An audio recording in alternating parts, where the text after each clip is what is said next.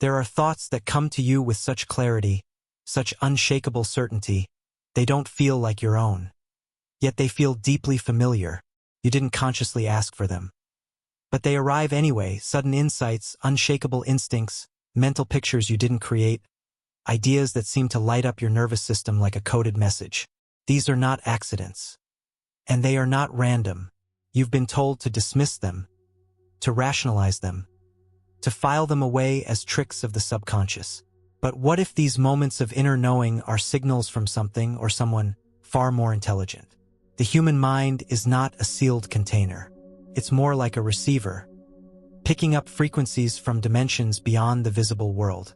These frequencies carry information, they carry intention, they carry connection, and they are coming from intelligent presences tuned into your life, your path, your evolution.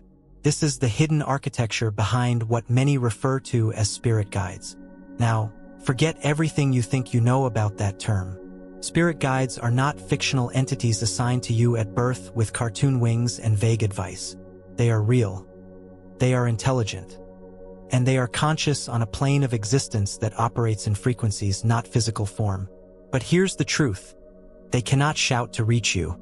They cannot interrupt your life with a booming voice or a written letter. They speak through resonance, through frequency, through your ability to quiet the noise of the outer world long enough to hear the soft intelligence of the inner one. This is not just metaphysical theory, it is the beginning of a revolution, a meditation revolution. And no, this isn't about sitting with your eyes closed hoping for a mystical moment to arrive. This is about learning to consciously tune your vibrational state to match the frequency range where communication with your guides becomes not just possible, but normal. You are capable of becoming a living antenna. Not metaphorically, literally. The electromagnetic field of your body, the oscillations of your brainwaves, the coherence of your heart rate, and the energetic harmony of your breath. All work together to determine what you can perceive and what you cannot. So why is this important now? Because we are living in an age of noise, of distraction, of data overload. In this environment, subtle frequencies are drowned out. And with them, so is guidance that could change your direction, reveal your purpose, or help you sidestep unnecessary pain. Spirit guides are not myth. They are not fantasy. They are multidimensional intelligences that exist in a spectrum of consciousness just beyond ordinary perception. Their goal? Not control. Not intervention, but partnership. They are not here to take over your life. They are here to expand it. But here's the critical part: you must become capable of receiving. And that's where the revolution begins. This experience is not for the passive. This is not entertainment. This is transformation. It demands a shift in how you think about meditation, awareness, energy, and communication. It invites you to train your system the same way a musician trains the ear or a martial artist trains the body, to detect, to trust, and to act on signals from a dimension most have forgotten how to sense. In this full exploration, you're going to learn the exact mechanisms that allow contact to take place. You're going to uncover the signs you've already been receiving without knowing it. You'll discover how your personal frequency influences which guides can reach you. And most importantly, you'll develop tools to tune your internal system into alignment with higher guidance, reliably, safely, and clearly. This is not fantasy. This is not about escapism. This is about decoding the real-time connection between your consciousness and the intelligence that wants to collaborate with you for your highest evolution. They've already been trying to reach you. Now you'll finally know how to respond. Let's begin. The conversation has already started. You just haven't recognized it yet. Most people believe that communication with higher intelligences must be dramatic. A booming voice in the sky, a trance-like vision, a vivid dream followed by lightning bolts of truth. But that's a misunderstanding. Real communication with spirit guides is subtle. It begins with the gentle impressions you often ignore. A strong urge to go somewhere specific for no clear reason. A thought that feels placed into your mind, unlike your usual stream of thinking. A sequence of numbers that shows up repeatedly when you're thinking about someone or something significant. These are not coincidences. They are carefully designed nudges. You are immersed in a hidden network of contact points. Small, elegant, persistent. and they are tuned to reach you in the quiet spaces between thoughts. When your mental chatter pauses for even a breath, the signal can be received. But that means you must learn to identify the signal in the first place. It starts with awareness. Guides don't knock loudly. They adjust your attention. They shift your inner gaze. They nudge you toward inspiration, curiosity, or even hesitation when something is off. If you've ever changed your mind at the last second for no logical reason, only to realize later that you avoided something harmful, you've likely been guided. Think about how animals sense danger before it appears. Their intuition isn't just primal. It's sensitive to the energetic shifts around them. Humans have that same system. It's just been buried beneath layers of logic and noise. But the signal persists. You may notice recurring patterns. The same symbol shows up across different areas of your life. The same song plays on different devices just when you need to hear it. You hear someone else say something that answers the question you just asked in your mind. These aren't random, they are relational. They are part of a system of subtle signposts designed to catch your attention without violating your free will. Guides communicate through resonance. They don't insert themselves with force. Instead, they send frequencies aligned to your emotional and mental energy fields. These frequencies may manifest as thoughts, feelings, physical sensations, or events that echo the guidance they want you to receive. One of the first signs that you're picking up the signal is the experience of a clear, neutral knowing. It's not emotional. It's not reactive. It's calm, centered, undeniable, and it often runs counter to what your ego may want to believe. You might call it a gut feeling, a hunch, but it's more precise than that. Feels like truth. Not because someone told you, but because something inside you knows it. This is the native language of spirit guide communication. And here's something most people don't realize. Guides tailor their communication to your personality. If you're visual, you'll receive images. If you're a feeler, you'll receive physical sensations or emotional cues. If you're a thinker, the message might come through a concept, a sentence, or even a sudden inner answer to a problem you hadn't consciously solved yet. They use your strengths. They speak through your perceptive pathways. But this only works if you're paying attention. So how do you start listening? Start by tracking the patterns. Keep a record of repeated dreams, symbols, phrases, or events that stand out.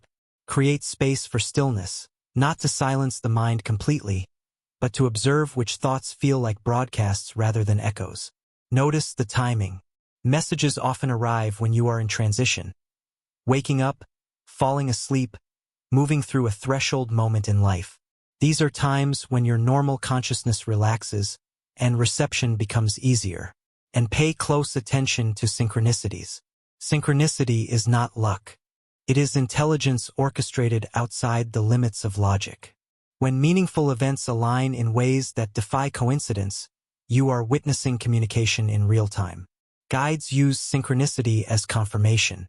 When you receive a message intuitively, and shortly afterward you see a book, a number, or a person reflecting that same idea, it is not random.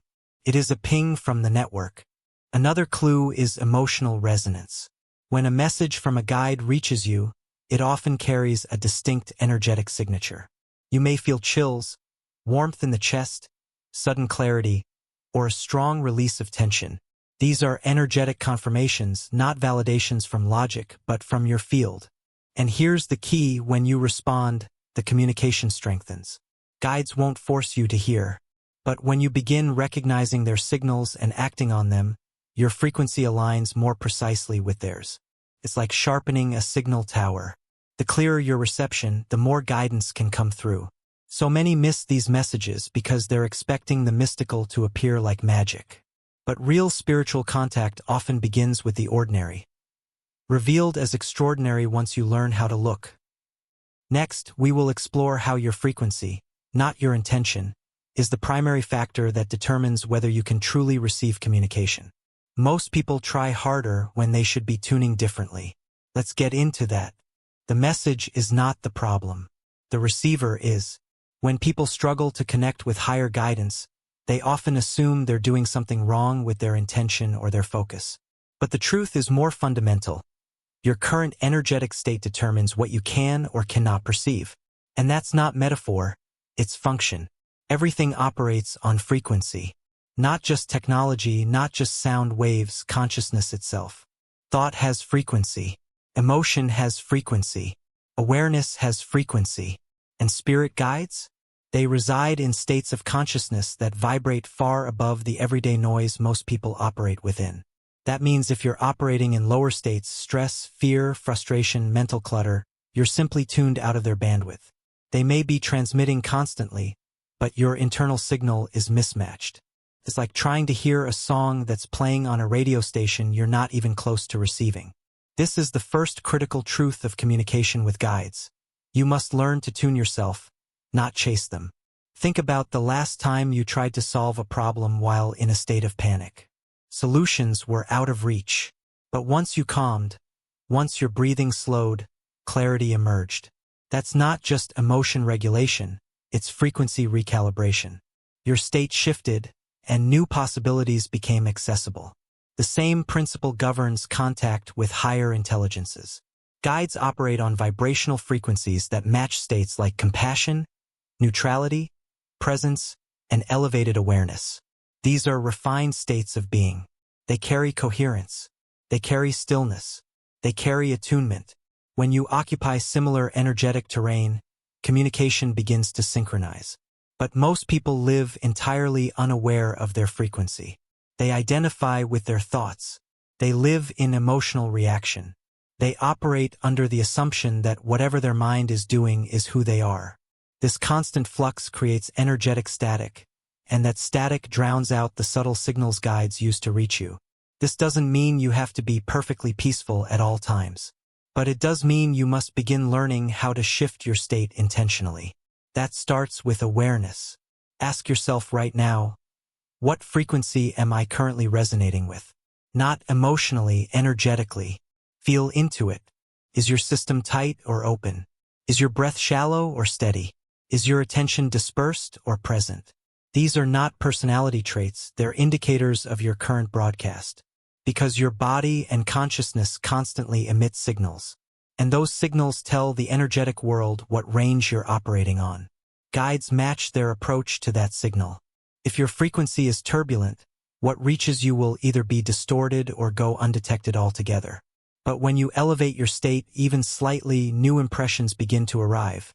Sometimes as insight, sometimes as feeling, sometimes as inner knowing. This tuning process is not mystical. It's functional. And it can be practiced. Start with breath. Your breath is the most immediate frequency tool you have. Slow, rhythmic breathing shifts your nervous system into parasympathetic mode. Calm, open, receptive. Just 5 minutes of intentional breathing alters your state profoundly. Then move to your mental environment. Clear the internal noise. Mental clutter is one of the biggest frequency blockers in modern life. Unchecked thought loops, ruminations, and distractions clog your inner space. Practice directing your attention with precision. Choose a single point of focus and sustain it, not to control thought but to create coherence. Next is emotional tonality. Emotion carries frequency signatures. Guilt, anger, shame, these vibrate in low ranges. Gratitude, serenity, curiosity, these resonate higher. You don't have to eliminate emotion to tune your frequency, but you do have to shift your dominant emotional state. Find practices that elevate your field. Music, nature, service, silence, movement. These are tools for recalibration. And don't overlook intention. Clear intention acts like a targeting system. When you bring strong, focused intention into a quiet, elevated state, the signal becomes even more precise. Says, I am ready, I am present, I am open. When all of these elements align, breath, attention, emotion, and intention, your system begins to resonate in a band of consciousness where spirit guides are already operating. You don't reach them by effort. You reach them by resonance. That's the paradigm shift. People expect spiritual contact to feel dramatic, but it often arrives gently in calm awareness in subtle shifts. It's not because guides are elusive, it's because their messages exist in refined bandwidths that require your participation to access. And there's more. Your personal energetic field, your auric field, is shaped by your lifestyle. Food, relationships, media, conversations, environments, all of these influence your vibration. You must become selective about what you allow into your field. Not from fear, but from clarity. If you constantly flood your system with low vibration input, chaotic news cycles, angry conversations, toxic substances, you are dimming your receiver. The signal won't stop broadcasting, but your ability to detect it will deteriorate. That's why tuning your frequency isn't something you do once and forget. It's a state you cultivate. Every day you are either amplifying your receptivity or dulling it. Choose your inner environment as carefully as you choose your outer one. Because when you do, everything begins to shift. Your thoughts become clearer. Your emotions become more centered. And the messages, they begin to emerge not as flashes of brilliance, but as natural extensions of your awareness. And that's the true beginning of spiritual communication. Not forced contact, not pleading for answers, but attuned presence. You don't need to reach outward. You need to resonate inward. Next, we will explore how the very concept of stillness is misunderstood, and how true stillness isn't quiet at all. The signal clarity. It's how you move from static to streaming. Let's go there. Most people associate meditation with silence, with emptiness, with blankness, but that's a misinterpretation of what's actually happening. True meditation is not about quieting the mind into a void. It's about refining your system to become a precision instrument, a living tuning fork for frequency alignment. Stillness isn't the goal. Signal clarity is. And here's the truth very few understand. Real stillness doesn't suppress thought. It organizes awareness. It sharpens attention. It amplifies perception. Prepares your inner environment to receive. When your system becomes still, not frozen, but harmonized, your ability to perceive guidance increases exponentially. Think of it this way. In a chaotic room full of overlapping conversations, it's nearly impossible to hear a whisper across the space. But when the room goes quiet, not silent, just still, you can hear the faintest words with perfect clarity. That's what meditation does. Quiets the internal room, tunes the instrument. It creates the conditions for precision signal reception.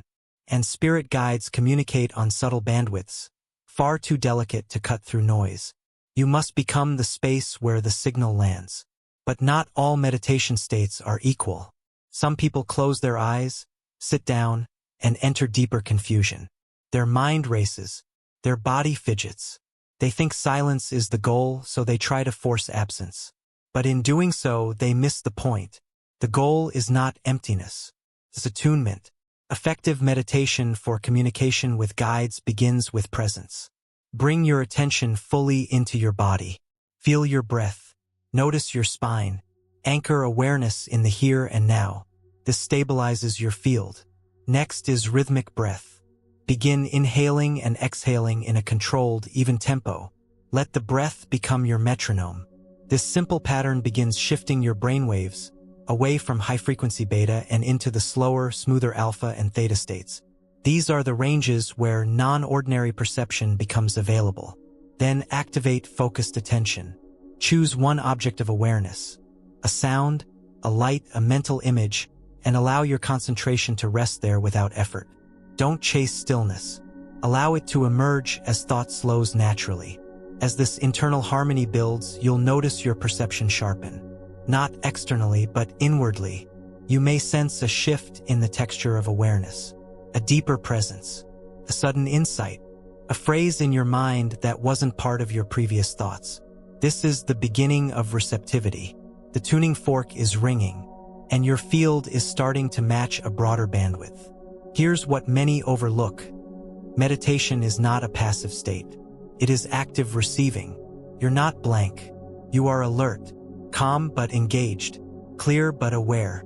This state is fertile ground for messages, impressions, visuals, and guidance. Stillness doesn't disconnect you from the world. It connects you to more of it. In this frequency, you may begin to perceive presence, not in the form of figures or voices, but as awareness that isn't your own. It might feel like a presence in the room, or a feeling near your heart, or a pressure near your head. These are not illusions. They are energetic indicators that communication is initiating. Don't strain. Don't chase. Stay open. Let the connection emerge naturally. And remember, this doesn't always result in a clear message immediately. Often, the connection is built over time. Like learning a new language, consistency is key. The more often you enter this resonant state, the stronger the channel becomes. But here's where it gets even more powerful. Your meditation practice becomes not just a place of reception, but transformation. The energy of the guides begins to recalibrate your field. You don't just receive messages. You become aligned with the intelligence behind them. This is what it means to be a channel. Not to lose your identity, but to expand it, to integrate a higher bandwidth of consciousness into your lived experience. And meditation is the vehicle, but not any meditation. Meditation with purpose, with precision, with frequency awareness. Because the goal isn't to escape thought. It's to rise above the noise, to turn yourself into a coherent, sensitive, open system, ready to receive, ready to perceive, ready to respond. And that is the art of stillness. Not blankness, not suppression, refined clarity. Next, we will explore the science behind these states and why certain brainwave patterns create the gateway to contact. We're going to demystify the most spiritual part of the human system. That comes next. There is a state of mind where intuition sharpens, visual imagery intensifies, and communication beyond the physical world becomes not only possible, but expected. This is not guesswork. It is neuroscience. When discussing contact with spirit guides, many rely solely on spiritual language, intuition, openness, connection. While accurate, that approach overlooks a powerful ally, brainwave science. Because your ability to perceive subtle realms is directly tied to the rhythm of your brain's electrical activity. Your brain is an electrochemical organ. Every moment of your life, it pulses with oscillating waves of energy.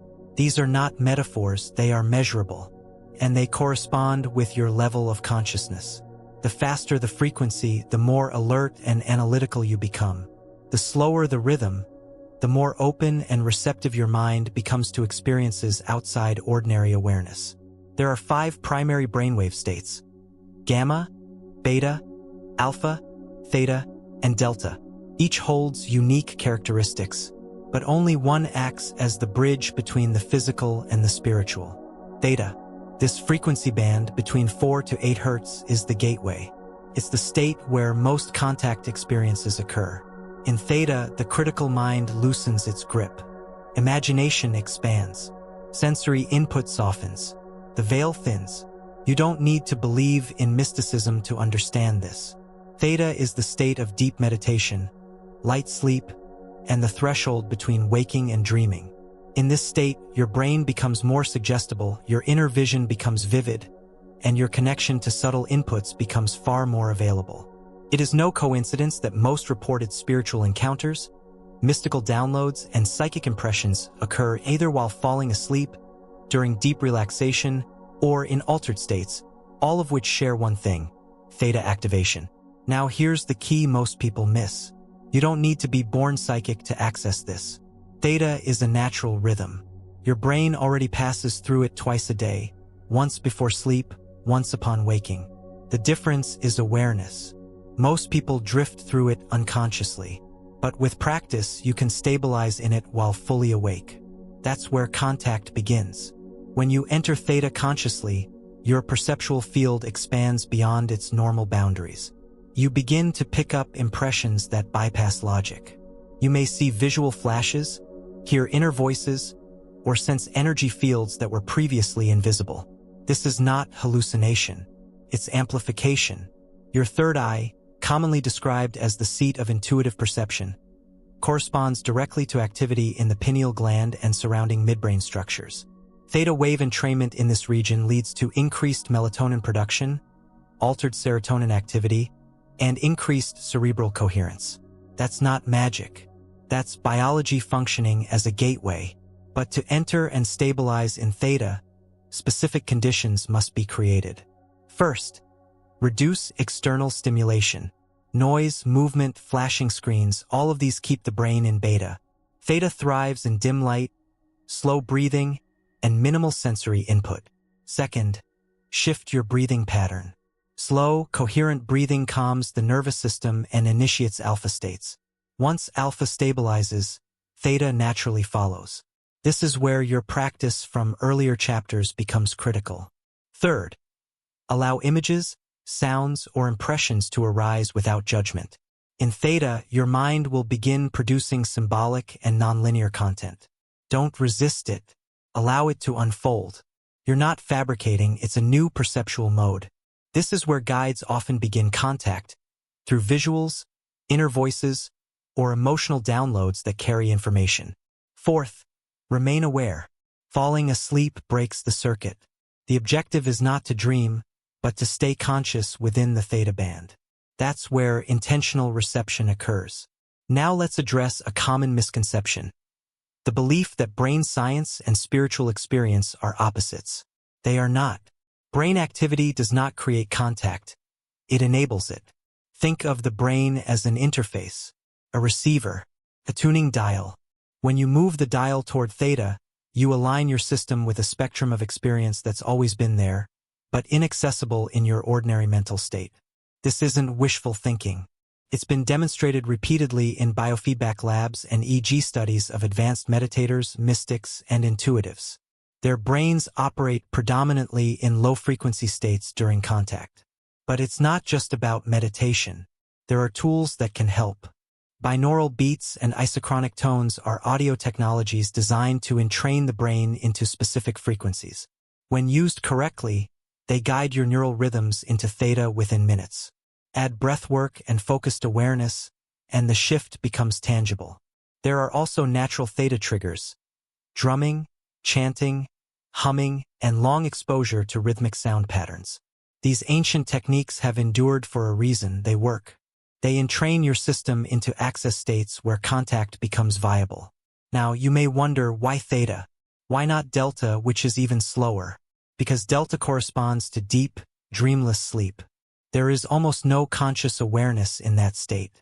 Guides don't need unconscious humans. They require awake participants. Theta balances subconscious openness with conscious awareness. It's the perfect window. And once you train yourself to recognize that window, everything changes. You begin to feel when you're approaching the threshold. Thoughts slow. Vision sharpens. Body sensation fades. And in the center of that silence, something arrives. An image, a phrase, a knowing. That's not coincidence. That's the frequency match occurring in real time. So begin training yourself. Start each day with theta calibration. Use your breath. Use sound. Use intention. And once you stabilize in that rhythm, stay there. Not for answers, but for alignment. Because the message is always available. The receiver just needs to be tuned. Next, we will look at how your unique frequency signature influences which guides can reach you, and how to shift that signal to access deeper levels of communication. Let's go there. Every person emits a unique vibrational signature. It's not poetic. It's not theoretical. It's energetic law. You're not just a body with a brain. You're a multidimensional system of vibration, intention, emotion, memory, and consciousness. This system radiates a field. That field carries data. And that data determines which intelligences can perceive you and which ones can respond. This is your frequency blueprint. It is the vibrational fingerprint of your consciousness.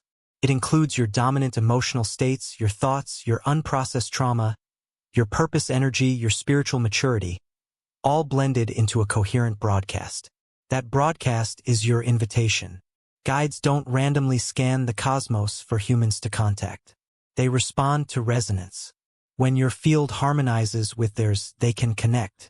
If your field is incoherent, unclear, or saturated with dense frequencies, contact is obstructed. That's not punishment. It's physics. The question isn't whether guides want to reach you. The question is, are you available to their realm? And availability starts with resonance. Let's be clear. Not all spirit guides operate on the same level. There are many tiers of consciousness in the non-physical realm. Some work primarily with healing, others with teaching, Some help with daily life. Others function as mentors of soul evolution.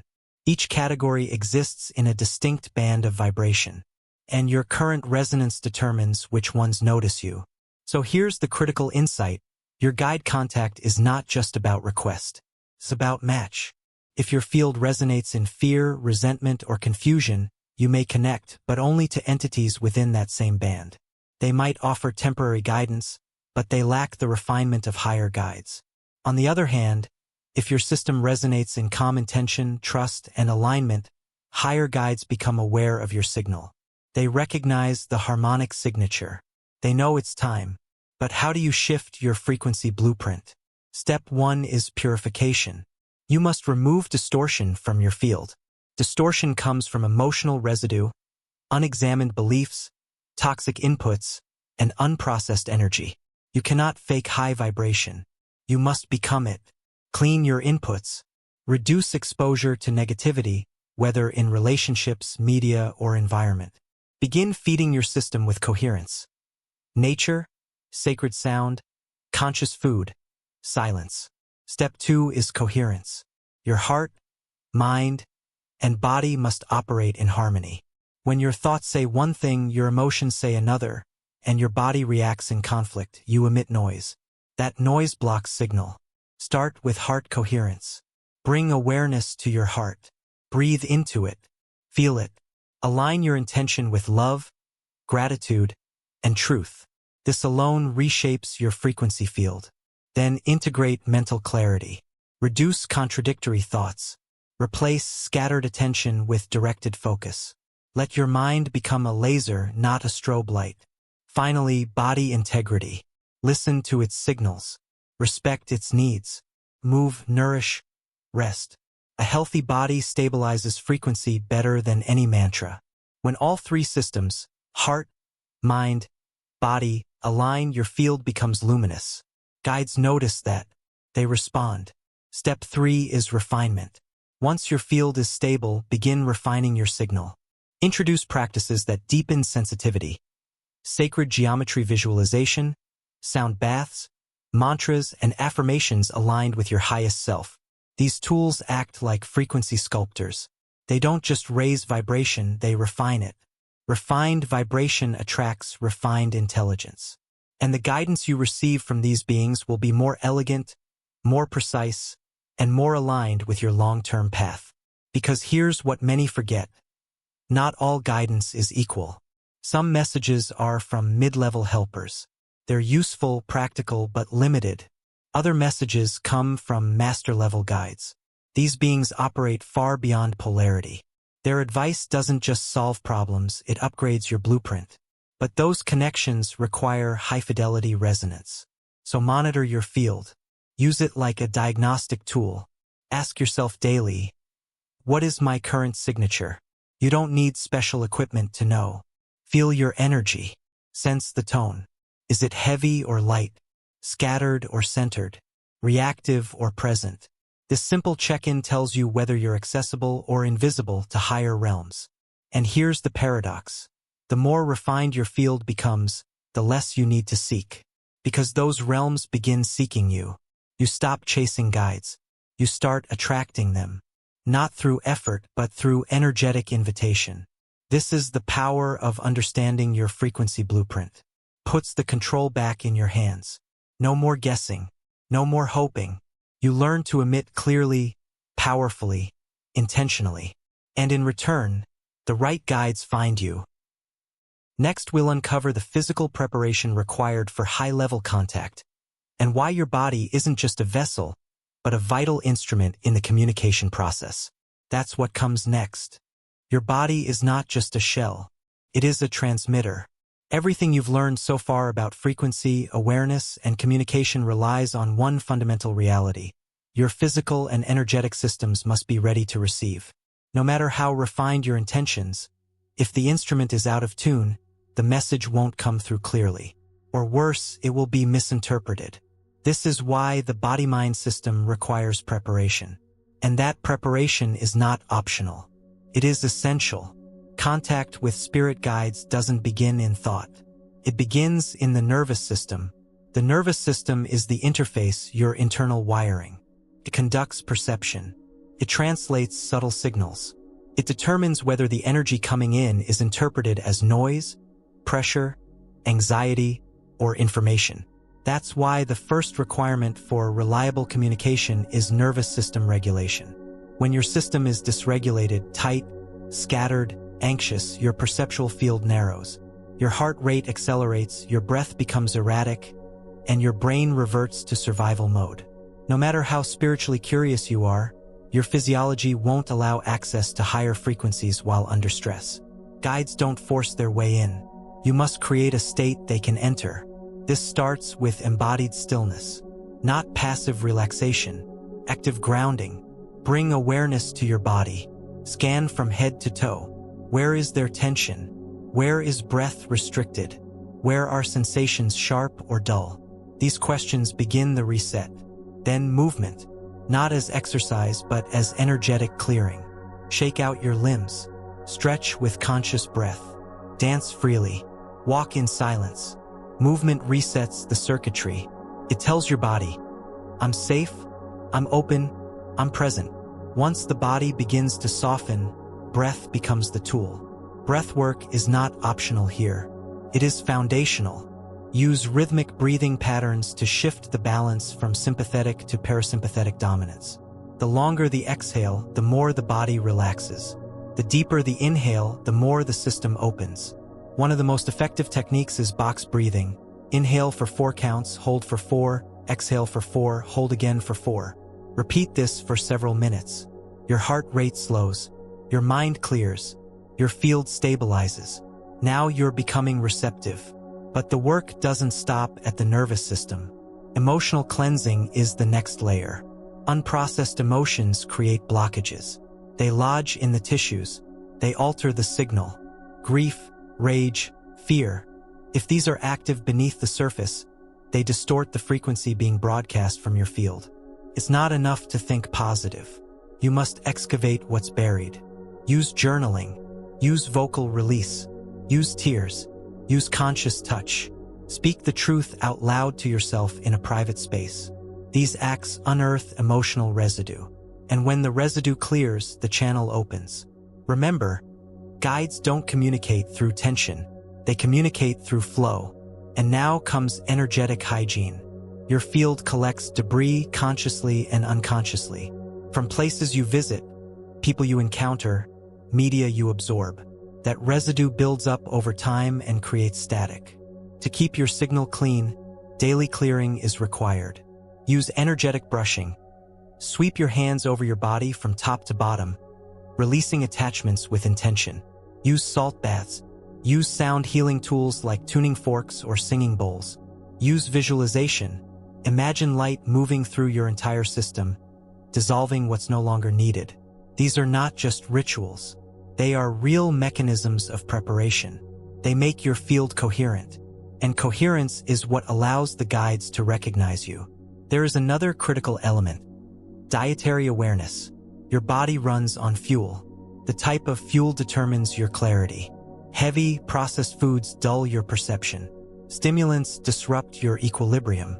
Artificial chemicals scramble the system. Light, whole, plant-based foods create conductivity. Hydration improves electrical signaling. You don't have to follow a strict regimen, but you do need to become aware of how your choices impact your receptivity. Eat clean. Stay hydrated. Rest deeply. These are not lifestyle tips, they are contact requirements. Finally, your environment. Sacred space is not superstition. It's vibrational architecture. Where you practice contact matters. Find or create a space that holds silence, stillness, and safety. Keep it clean. Remove electronic distractions. Add natural elements, crystals, plants, water, candles. These stabilize the frequency. They tell your system, this is the place of signal. Once all of these elements come together, regulated nervous system, clear breath, clean emotion, high-quality energy, pure environment, you are ready. You don't need to beg for guidance. You've created the frequency conditions that make it inevitable. And when the guides arrive, they will arrive into a space of mutual respect. Because you didn't demand connection, you became connection. This is the essence of true preparation. It's not about rituals for their own sake. It's about tuning the instrument so clearly that even a whisper is unmistakable. And once you are prepared, the messages don't just reach you, they integrate. They don't fade when the session ends. They become part of your memory, your behavior, your choices. That's how you know the contact was real. So before asking for guidance, ask yourself, have I made space? Have I cleared the noise? Have I tuned the system? If not, return to your preparation. Because high-level contact demands high-level readiness. And the body is not an obstacle. It's the most powerful ally you have. Next, we'll explore how the guides speak, not with language, but with symbols, patterns, and frequencies of meaning. It's time to learn their dialect. Let's continue. Spirit guides do not speak in English. They don't speak in sound. They don't communicate in any human language. Yet their messages can be more clear than words because they speak through resonance. To understand how guides communicate, you must first let go of the idea that communication equals language. What we call language is linear, symbolic, and culturally programmed. It is limited by grammar, structure, and vocabulary. Guides don't use limitation. They use energy. Their messages arrive as transmissions, bundles of meaning encoded in vibration. These transmissions can enter your awareness in a number of forms: inner images, emotions, bodily sensations, symbolic patterns, or sudden bursts of understanding. It is not about hearing words. It's about recognizing patterns. This is the language of light, and it begins with symbols. Guides frequently use symbolic imagery because symbols bypass logic and access the deeper layers of the subconscious. You may see a bird, a doorway, a glowing orb, or a geometric shape during meditation. These are not random visual effects. They carry frequency. Each symbol operates like a hologram, compact, layered, and multidimensional. When it appears in your mind's eye, it's not just showing you a picture. It's delivering an energetic packet of guidance. The key is not to decode it intellectually. It's to feel what the symbol activates inside you. You might see a spiral. To the logical mind, it's a shape. But to the energetic system, it could be a message about evolution, movement, DNA, or cosmic design. Let the image sit inside your awareness without rushing to interpret. Trust the resonance. Next is emotion. Guides transmit emotional frequencies that carry information. A wave of peace, a sudden joy, a drop in the gut. These are not just feelings, they are messages. They signal alignment, confirmation, caution, or clarity. Pay attention to emotional shifts that occur during stillness. If you feel a sudden calm that doesn't match your previous mood, it may be the energetic signature of a guide present in your field. Then there are bodily sensations. Contact often creates subtle physical effects. You may feel tingling, warmth, pressure, or pulsing in specific areas, especially the crown, heart, or third eye regions. These sensations are not discomfort. They are indicators. They tell you something is moving, entering, aligning. Keep track of where and when these signals show up. Over time, you'll begin to recognize which guides create which signatures. Now we come to mental impressions. These are thoughts that don't arise from your usual stream. They appear suddenly, fully formed. You didn't think your way to them, they arrive complete. A phrase, a name, a concept, an idea. These are not fantasies. They are downloads. Guides use your mental interface to plant seeds of meaning. These seeds grow into intuition, action, or speech. If a phrase pops into your mind during meditation and carries a strong resonance, write it down. Don't dismiss it. Another powerful medium is synchronicity. Guides work through your external environment as well as your internal one. When the same image, number, word, or concept appears repeatedly through unrelated sources, it's not chance. It's orchestration. You think of a specific animal during meditation, and later that day it shows up in a book, a billboard, and a dream. That's not confirmation bias. That's signal amplification. The environment becomes the mirror through which guides reflect their messages. And finally, there is resonance itself. Sometimes you don't receive anything visible, audible, or conceptual. You simply know. This knowing bypasses the intellect. It arrives as certainty, not because of logic, not because of proof, but because the frequency matches your inner truth. This is the deepest level of guidance. When a message aligns with this resonance, it needs no validation. You feel it in your entire system. You don't question it. You follow. But to reach this level, you must trust your own interface. You are the instrument. No two people receive in the same way. Some are visual. Some are emotional. Some are somatic. Some are abstract. Your guides already know how to reach you. Your task is to become aware of how you naturally receive. And then sharpen it. Create a log of how impressions arrive. Study the patterns. Identify recurring symbols, feelings, or energetic tones. Build your own dictionary, not of words, but of signals. This is not a one-time effort. It's an evolving relationship. The more you recognize the language, the more fluent you become. And the more fluent you become, the more detailed the messages.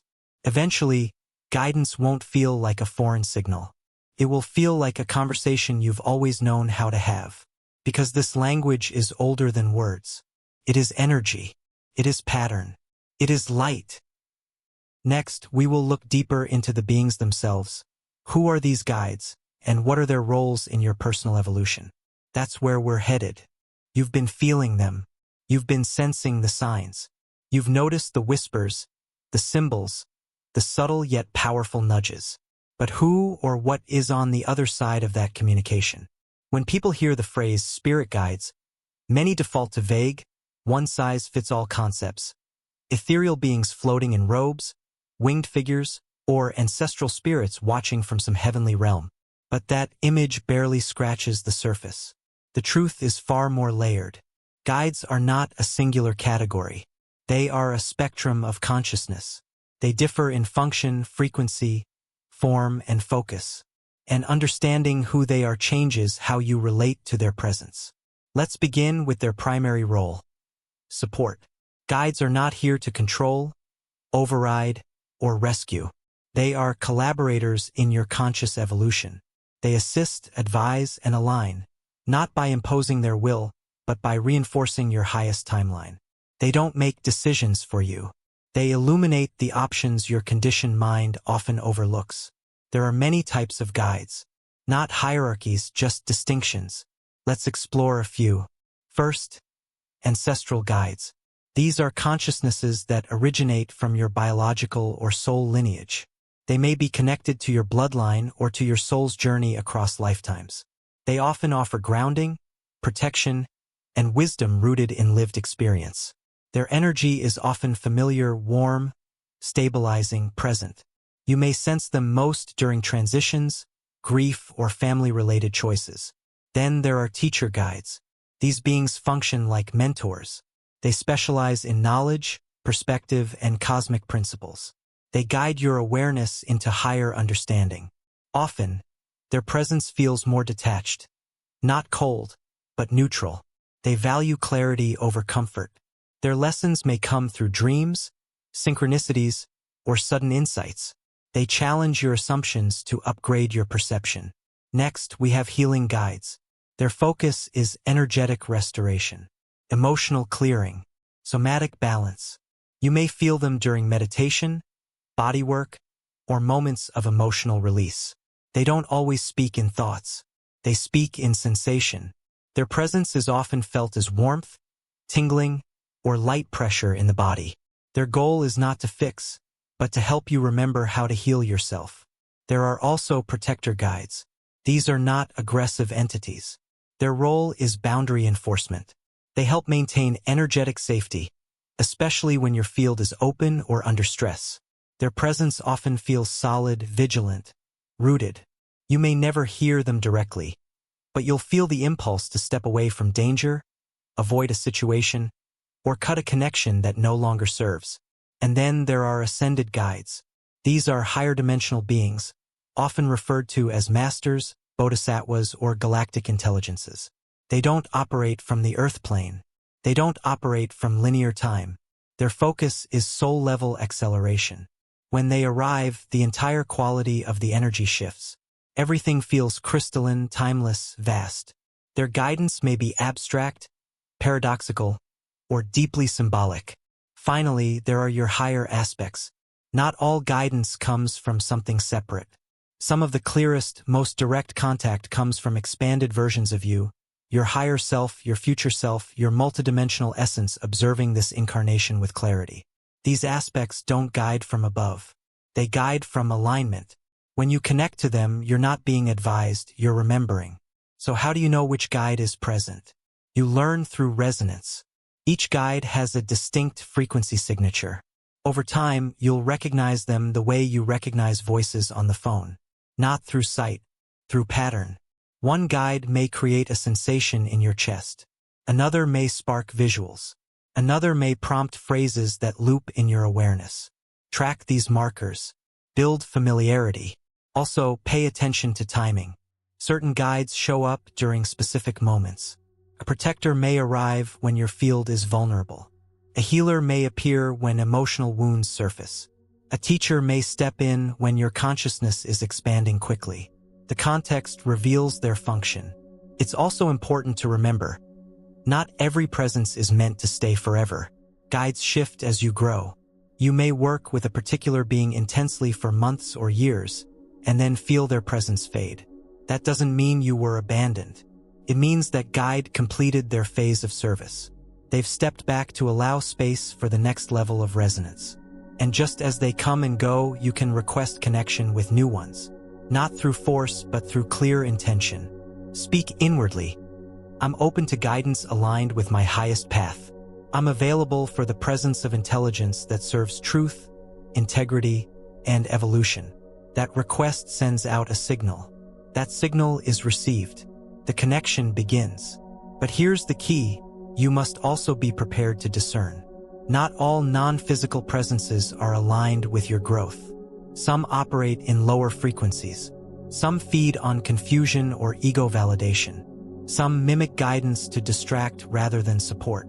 This is why your energetic integrity matters. The higher your personal frequency, the more refined your matches. Keep your field clear. Stay in emotional honesty. Practice discernment. Real guidance feels empowering, clarifying, expansive, not anxious, dramatic, or disorienting. Your guides do not demand loyalty.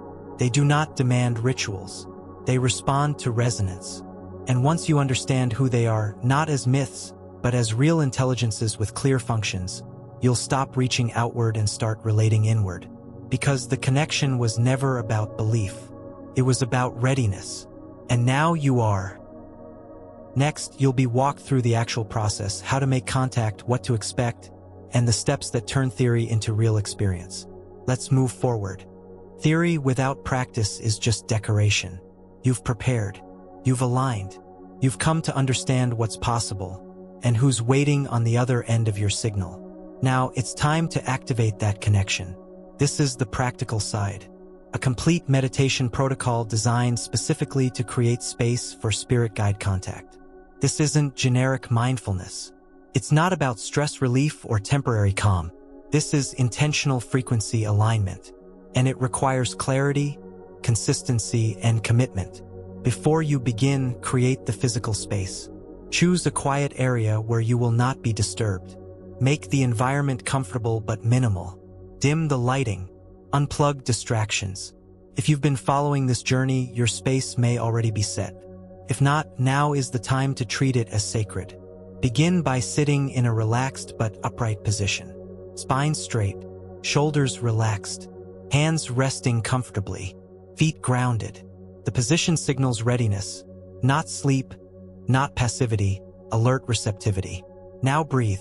Inhale deeply through your nose to the count of 4. Hold for 4. Exhale gently through your mouth for 6. Pause for 2. Repeat. Continue this cycle for 2 to 3 minutes. Allow your body to settle. Let your breath guide your awareness into deeper stillness. Now bring attention to your heart center. Place a hand on your chest if it helps. Begin to breathe into the space. Visualize light expanding from your heart with each inhale. On the exhale, feel the light softening outward. Continue for several breaths. This activates heart coherence. a critical frequency for reception. Next, focus your mind gently between your eyebrows, your third eye center. You're not forcing concentration. You're simply allowing awareness to rest there. This activates the inner vision space where symbolic perception and intuitive downloads take form. Now comes the intention. Silently speak within your mind. I invite only guidance aligned with my highest truth, clarity, and purpose. I am open to contact that serves the evolution of consciousness through love and wisdom. Repeat that statement slowly 3 times. Let each word carry resonance. Let the meaning settle deeply. Now wait. Do not chase sensation. Do not expect a dramatic arrival. Be still. Be quiet. Let your attention soften outward, like your awareness is stretching beyond your skin.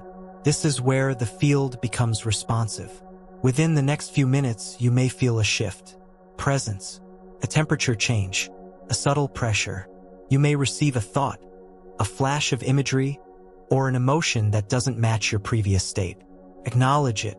You're not analyzing, you're observing. Now speak inwardly again. If you are present, show me a signal. Then return to silence. Allow your awareness to remain open for 5 to 10 minutes. If thoughts arise, let them pass. If you feel impatience, breathe into it. Your role is not to control, but to allow. If something enters your awareness, an image, a phrase, a sensation, respond gently. I receive this message. Thank you. Do not expect a full conversation.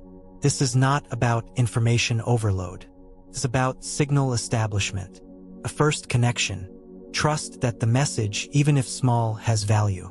As the meditation comes to a close, offer gratitude. Silently thank the presence, even if you're unsure who or what it was. That energy of gratitude strengthens the connection. Then return your awareness fully to your body. Wiggle your fingers. Move your shoulders. Breathe deeply. And here's what must follow: integration. Write down what occurred. Every detail. Don't filter. Don't judge. Capture images, words, feelings, colors, even the absence of experience. This record becomes your guidebook. Over time, it reveals patterns you can trust. Repeat this practice regularly. Consistency builds clarity. The first few sessions may feel subtle. That's expected. You are strengthening a channel that has gone unused. But each time you return, the signal improves. The messages refine. The presence grows more distinct. You're not waiting on them. They're responding to your readiness. You've built the vessel. Now it's being filled. But remember, this is not a performance. There's no score, no metric for success. The only measure is resonance. Does your system feel clear, aligned, open, and grounded? If yes, you are ready. This practice is yours now. Let it evolve. Let it teach you. And let it remind you, you were never disconnected, only untuned. Next, we will discuss the importance of spiritual safety, how to protect your energy and ensure that what you're connecting with is truly in service to your evolution. That's what's coming. Opening yourself to higher realms does not mean abandoning discernment. Every frequency you reach toward carries potential but also responsibility. Contact with spirit guides should never be approached casually or recklessly. You're not just opening your mind, you're opening your field. That means the same rules that apply in the physical world, boundaries, clarity, awareness, also apply in the subtle realms. And here's a truth many ignore. Not all energies have your best interest in mind. Not every signal that reaches you is benevolent. Not every presence that communicates is wise. Just as there are people in the physical world operating from distortion, manipulation, or confusion, the same exists energetically. That's not fear, it's fact. So how do you protect your system?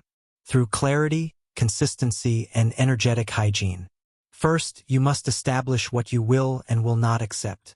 That begins with energetic sovereignty. You are not a passive receiver.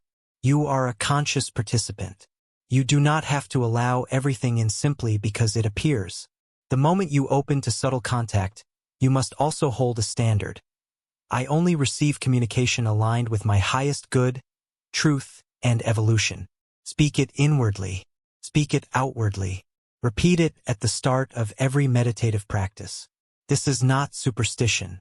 It is frequency declaration, and it shapes what can and cannot enter your field. This alone filters out the majority of unwanted interference. But there's more. Learn to recognize energetic signatures. High vibration guidance feels neutral, clear, expansive. It does not create panic. It does not instill urgency. It does not feed drama. If a presence encourages dependency, confusion, or ego inflation, it is not what it claims to be. True guides respect your autonomy. They don't push. They don't flatter. They support. And their messages elevate, not overwhelm. Now let's address shielding. Energetic shielding is not about closing yourself off. It's about intelligent filtering. Think of it as an interface that lets through aligned communication while blocking distortion. Start with visualization. Visualize a sphere of light around your body.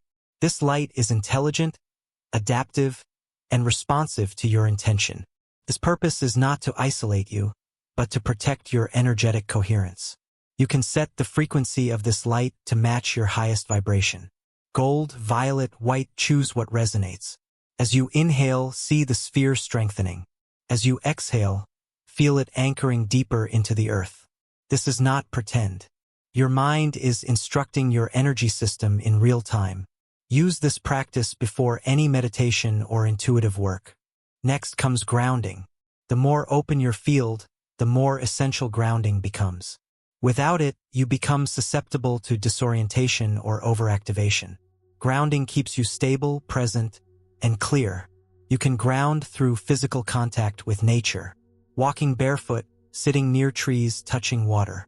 You can also ground through breath and visualization. Imagine roots growing from your feet into the earth, anchoring your energy like a deep foundation. Combine grounding with hydration and proper nutrition. A well-nourished body stabilizes spiritual contact. Ignore this, and your experience may become unstable. Unbalanced openness can lead to fatigue, confusion, or energetic sensitivity that becomes difficult to manage. Now we move to discernment. Discernment is not skepticism. It is wisdom. It is the ability to tell when something resonates as true and when it does not. When a message enters your field, ask, does this feel grounded? Does it empower me? Does it align with my inner knowing? Never accept a message simply because it came through in meditation. Question with clarity. Evaluate with integrity. This is how you train your system to receive only what aligns with truth. Also, be mindful of ego interference. Sometimes what you think is guidance is your mind replaying patterns of fear, hope, or control. True messages from guides often feel quiet, neutral, and clear. They don't excite or terrify. They land gently. They feel like you, but deeper. You must cultivate the ability to distinguish between inner chatter and higher input. How? Through consistency. The more often you enter the space of receptive clarity, the more skilled you become at noticing the difference. Over time, your system will learn the flavor of real guidance and recognize when something's off. Lastly, be cautious of spiritual overreach. Contact with spirit guides is not a game. It's not a way to escape life. It's not entertainment. It is sacred. When used properly, it uplifts. When misused, it disorients. Don't seek messages you're not ready to integrate. Don't chase experiences for the thrill. Let growth guide the pace. Stay humble, stay clear, and know that you are always allowed to say no. If at any time you feel overwhelmed, close the session. Ground yourself, clear your space, reset your frequency. You are not required to be open all the time. Being open without boundaries is not spiritual strength, it's vulnerability. Being open with discernment is power. So remember this. You are the gatekeeper of your own field. Guides can only enter the space you maintain. Keep that space clear. Keep it aligned. And what reaches you will reflect that same integrity. Next, we explore how to apply what you receive, how to integrate guidance into real-world decisions, behavior, and manifestation. That's up next. Contact means nothing without application. Receiving insight is not the end. It's the beginning. The moment a message reaches you, a new responsibility emerges. What will you do with it? Guidance without action becomes spiritual entertainment. But when applied with intention, it becomes transformation. The goal of spirit guide communication is not to impress you. It's to align you, to support your decisions, to sharpen your direction, to bring the unseen into form. This is where the subtle meets the practical. First, understand this. A message is not always an instruction. Sometimes it's an invitation. Sometimes it's context. Sometimes it's a mirror. Your role is not just to interpret, it's to engage. Take the message and ask, how does this apply to my current reality? Begin by reflecting. After each session where you've received guidance, no matter how subtle, write it down. Capture not just the message, but the energy. Was it visual, verbal, emotional? Did it arrive as a sensation? A symbol? A single word? Then ask yourself, what area of my life does this touch? Relationships? Work? Purpose? Health? Don't rush this part. Let the message breathe. Next, translate the insight into action. This is where many falter. They receive a clear signal, but then wait. They assume understanding is enough. But understanding without embodiment creates stagnation. The system learns through movement. If the guidance encourages change, make the change. If it points to healing, initiate the process. If it highlights alignment, adjust your habits. Small actions count. The field responds to movement, and your guides respond to integration. When they see that you trust and act on what you receive, the channel strengthens. You become a reliable co-creator, not just someone who listens, but someone who listens and lives. Now let's talk about timing. Not all guidance is for immediate use. Some messages are seeds. They take time to mature. You may receive an insight that doesn't make sense in the moment, but weeks later it becomes obvious. That's why documentation is essential. Keep a journal of every insight, even if it seems disconnected. Over time, patterns emerge. Messages begin to align. Meaning crystallizes. Trust the timeline. If a message is actionable, it will feel direct. It will create an impulse. You'll feel a gentle pressure toward behavior. Not panic. Not urgency. Just a steady inner clarity. This is the next step. Act from that place. Now, when guidance leads to manifestation, pay attention. Maybe you receive an insight to shift your work. You take a small step. Suddenly, new opportunities emerge. That's not coincidence. That's confirmation. Guides often align external reality to support internal shifts. This feedback loop is key. Use it. When you act on guidance and see results, acknowledge it. Speak it aloud. Write it down. Thank the field. This reinforces the channel. It shows your system and your guides that this is a working relationship. Also, be aware that not every result will be immediate. Sometimes guidance creates temporary disruption. You receive a message to release something. You do it. At first, nothing happens or things even feel more chaotic. That doesn't mean the guidance was wrong. It means the field is reordering. Stay grounded. Stay consistent. Let the new alignment take shape. Now, here's a powerful practice. After receiving a message, ask your guides, show me how to apply this today. Then wait. You may receive a small instruction. Call this person. Speak this truth. Change this habit. When you follow through, you create flow. Guidance becomes motion. Over time, this practice turns your entire life into a responsive system. No longer are you receiving isolated messages. You're living in alignment with a stream of intelligence that's ongoing. And that's the goal. Not to collect messages like trophies, but to build a life that reflects them. To let your decisions become expressions of higher wisdom. To let your relationships be shaped by clarity. To let your work carry the frequency of guidance. That's where the real transformation happens. Because the field doesn't respond to thought alone. It responds to alignment. When your thoughts, actions, and energy echo the messages you receive, everything amplifies. Synchronicities increase. Intuition sharpens. Opportunities emerge. This is not magic. It's energetic congruence. So here's the final reminder. You are not a student collecting messages. You are a participant in an evolving reality. And when you apply what you're given, you prove your readiness to receive more. Not because you're being tested, but because the system only expands through integration. So receive clearly, act wisely, and let the life you live reflect the guidance you've earned. Next, we'll explore what it means to make this connection permanent. Not as a practice you visit, but as a lifestyle you embody. The final chapter begins now. Receiving messages during meditation is powerful. Acting on those messages in your daily life is transformational. But the highest state one few even attempt to reach is to live in continuous resonance. Not as a passive receiver, but as a conscious channel. This is not a mystical claim. It's a grounded possibility. Channeling is often misunderstood. People assume it means entering a trance, surrendering control, or becoming a puppet to invisible forces. That's a distortion. True channeling is not about disconnection, it's about integration. It means that your awareness, your decisions, your speech, and your behavior become so attuned to higher frequency input that guidance flows through you effortlessly. This is not something that happens in a single session. It is cultivated, it is refined, and it becomes a way of life. To live as a channel means you stop compartmentalizing spiritual experience. Meditation is no longer something you do in the morning or evening. It becomes a state you maintain throughout your waking life. Awareness doesn't collapse when the session ends. It expands into your relationships, your work, your choices, your challenges. The stillness becomes portable. You carry the signal. And when you do, everything changes. You begin to notice synchronicity as conversation.